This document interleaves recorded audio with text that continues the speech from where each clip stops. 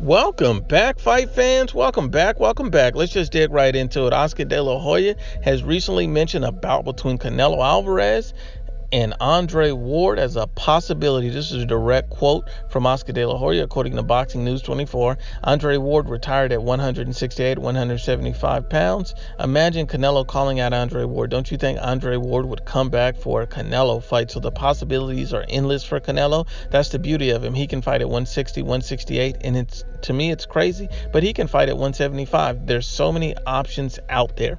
So I just wanted to break this down. This is an excellent fight. If you see a Canelo Alvarez versus an Andre Ward, I think Canelo Alvarez, if he were to fight Andre Ward and Andre Ward were to come back, I think that'll be a very interesting fight.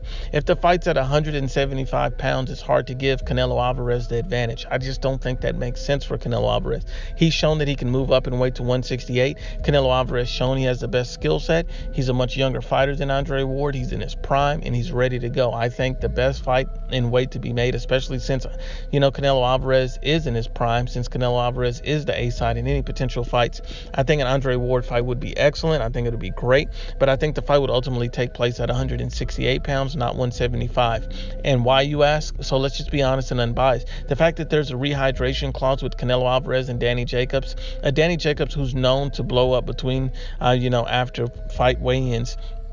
If you look at Canelo Alvarez, he's not going to give Andre Ward the advantage of being at 175 pounds. He's going to make him meet him at 168, and that'll be a much more winnable fight for Canelo Alvarez. I believe Canelo Alvarez would have the edge in that fight because of the fact that Canelo's still in his prime, because of the fact that Canelo's active, because of the fact that Canelo's fighting only high-level opposition, and the fact that Andre Ward has been retired. He's been on a long layoff, and he's not faced the same level of opposition. Now, when you look at a Sergey Kovalev and Andre Ward, Sergey Kovalev is a very good opponent, a very entertaining opponent. But let's be honest and unbiased. Sergey Kovalev does not have the boxing ability or pedigree that Triple G does. Triple G is a much better fighter, much more proven fighter.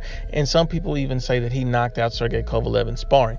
And then when you also look at a Danny Jacobs, you look at that and Canelo Alvarez facing Danny Jacobs, Canelo Alvarez facing Floyd Mayweather, Canelo Alvarez facing an Idris Landy Lara. He's fought so many more different styles. He'd probably be Andre Ward's greatest test and hardest fight. And I'll have to be honest and unbiased. When I analyze it, I think that there's so many boxes that Canelo Alvarez would check in that favor. I would have to lean towards him to beat Andre Ward, 55-45. I think that's a fair assessment. I think that, you have to give Canelo Alvarez that slight edge over Andre Ward. Andre Ward is a Hall of Fame type fighter, undefeated, elite level fighter, but making a comeback to facing another elite level fighter, not being as active, not used to fighting that level of competition, and fighting a guy who can win in so many different ways will present a difficult and unique opportunity.